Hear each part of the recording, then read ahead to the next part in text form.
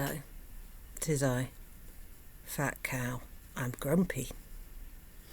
I had a very bad day yesterday. I was diagnosed with fibromyalgia almost 13 years ago, and I was initially prescribed anti-inflammatories to be taken 2 tablets 3 times a day, which I did for about 8 years. This is in conjunction with lots of other medication. This was just the pain treatment side. Subsequently, the lining of my stomach is well and truly effed, and I will have episodes of excruciating pain that will go away if I take the necessary medication. On occasion, the medication doesn't work, and on that occasion I ended up in the ER. It was really painful. It scared the shit out of me. I thought I was having a heart attack. Anyway, it happened yesterday, and it was excruciating, and it has drained me. I'm too worried to drink. I'm too worried to eat. I'm too worried to take my normal medications for fear of aggravating my stomach. I slept badly, and despite temperatures being in the minuses, I was really hot and uncomfortable. The pain comes in waves, and it's not just the stomach, the area immediately under your chest. It radiates up to your collarbones, your entire chest, round your back and down your arms. And every wave, every spasm, I sweat profusely. I feel sick, I feel nauseous, and I feel like I'm going to black out. I will be on the floor, on all fours, because standing up is dangerous because I feel faint. Sitting up straight makes the pain worse. Lying on your side makes it worse. Lying on your back makes it worse. So I'm on the floor, just in agony. I can help it a little by sitting in a cold shower, which I couldn't do yesterday because the temperatures are minus currently and the bathroom's cold. Sitting there with cold water would be probably equally as torturous as the pain I was going through. So I sat in a warm shower. I tried my best. After taking 10 of the tablets I take for it, took 10 of these, I had an entire packet of Gaviscon and half a box of Rene. It calmed down quite a bit, but it was like low level there constantly, just waiting for me to do something to aggravate it. If I drank something, it let me know. If I ate something, it let me know. And last night I didn't take any of my prescribed medications for my various illnesses, and so I slept poorly because I was in pain, because I had no pain medication for my fibromyalgia. I had no antidepressants, I had no anti-anxiety tablets, so I slept poorly, and then when I woke up I could only walk hunched over, limping. Luckily, with more medication, more Rene, a stupid amount of yoghurt, which seems to be the only thing I can eat currently.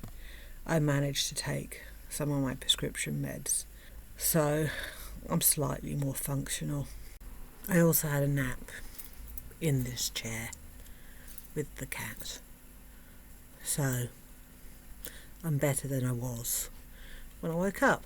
But when I tell you this pain is incredible, it's incredible. It's a spiteful pain. It's all sharp edges. It's foul. There's no other way to describe it. Actually, the pain is what I'd imagine the pain you would feel after drinking a litre of acid would feel like, as your insides corrode and dissolve. And I hate it, and it scares me, because when you're there, when you're in it, there's nothing you can do or think about apart from the pain.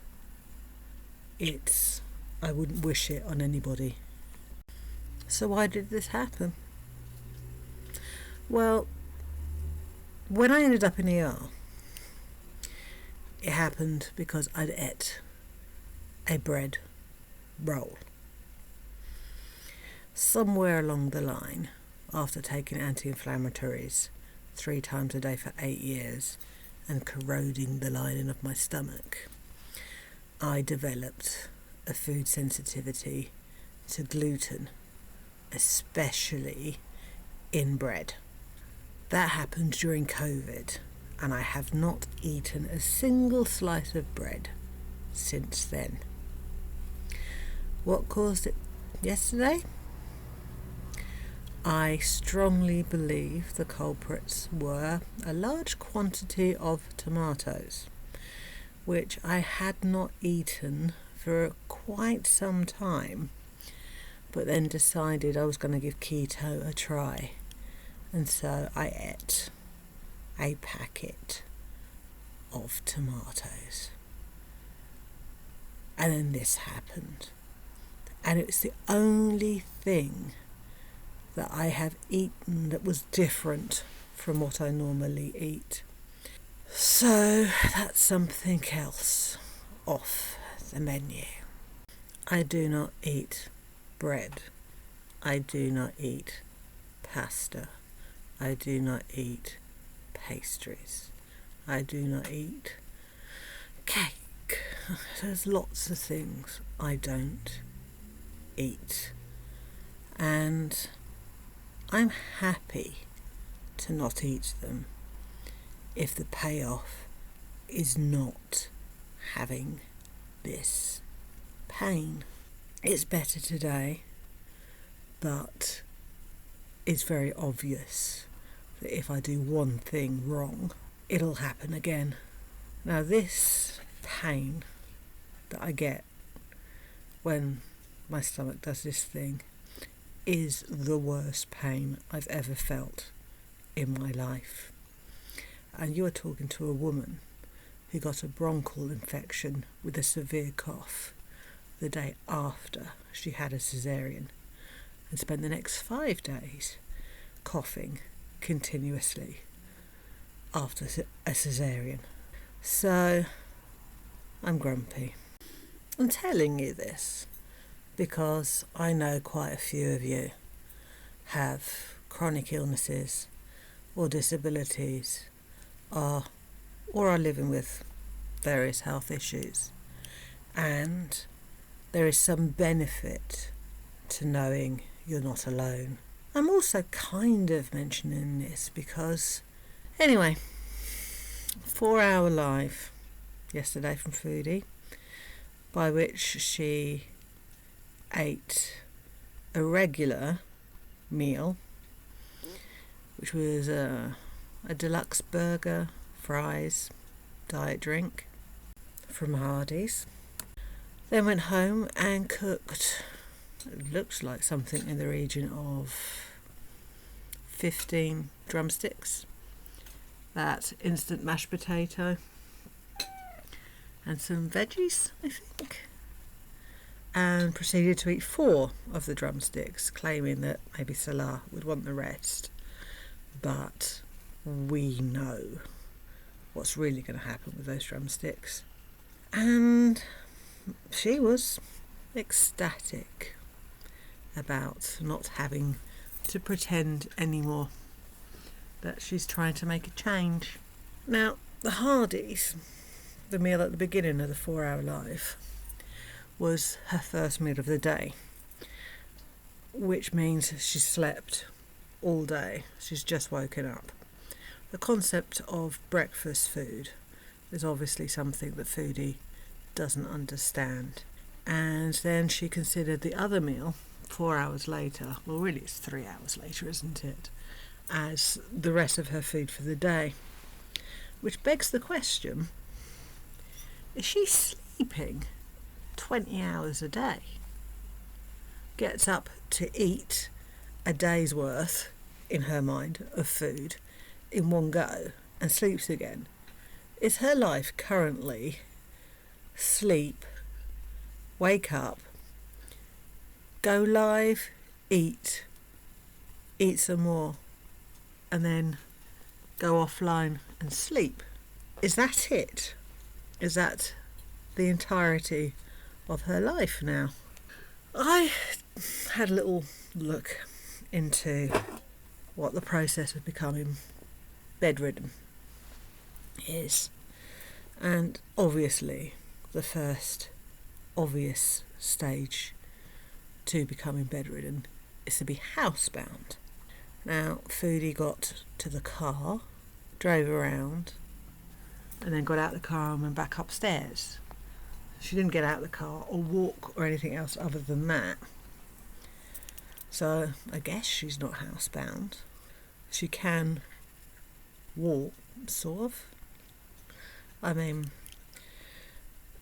it's enough to get around the apartment, should she need to. But it's quite obvious she keeps all her snacks within reach and is probably lying down on the sofa most of the time, or in bed most of the time, surrounded by snacks and stuff. And the normal routine will probably be only getting up to use the bathroom and more snacks when the snacks within reach are finished. That lifestyle alone is, one, incredibly bad for your mental health, and two, just expedites the path to being actually bedridden because of muscle. What are you looking at? Because of muscle wastage. Also, the lack of activity will lead to more weight gain. So, housebound arc is almost upon us. If it wasn't for the car, it'd be entirely upon us. Bedridden arc? Amberlynn Reid says she has an email from the owners of the fetish website saying that they had removed the content and it was obviously trolls, etc., etc. Thank you for your patience while we've been investigating this.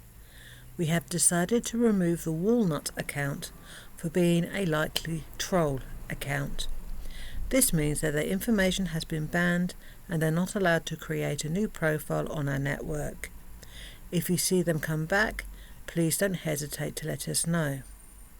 That being said, we do not have any evidence that the profile was used in selling or even distributing any revenge porn. And we can at least share that the account in question has not initiated a single private conversation in the months that they've been on our network. We also want to point out that the Reddit post you shared showed a crop image of a Phoebe newsfeed post, and while the name is impossible to make out, we can at least rule out the username as short as Walnut, as the username shown is clearly longer than that and contains at least one G near the end of it. All of that being said, we urge you to report this to authorities, as sharing revenge porn is illegal in most states.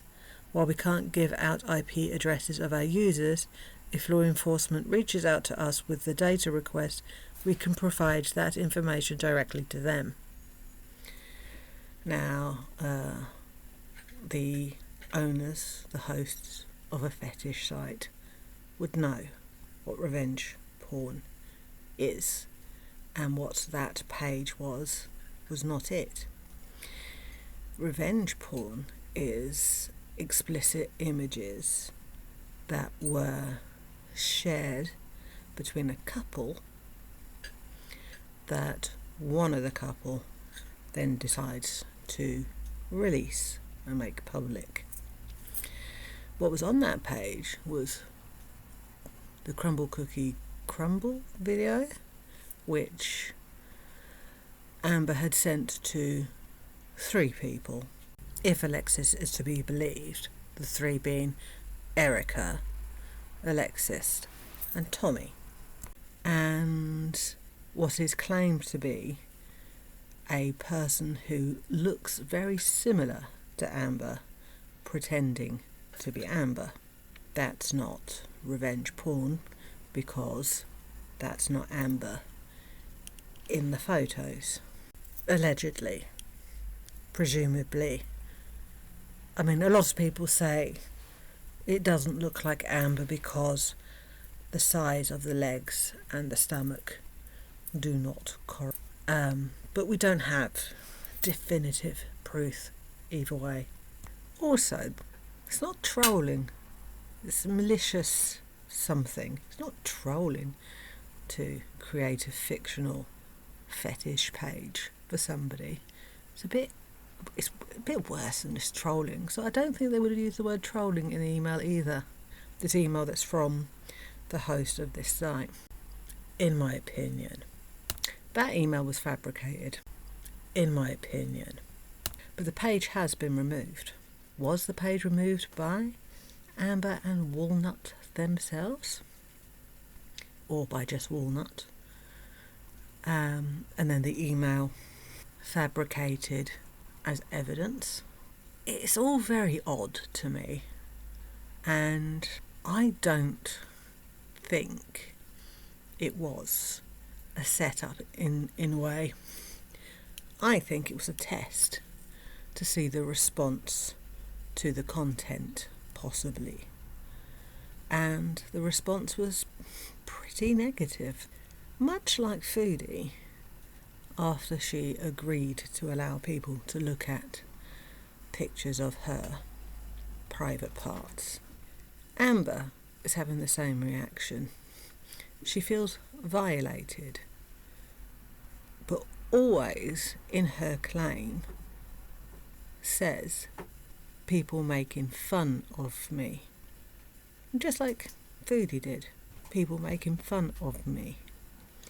Now, if I had an intimate picture released, my last thought would be whether or not people made fun of me.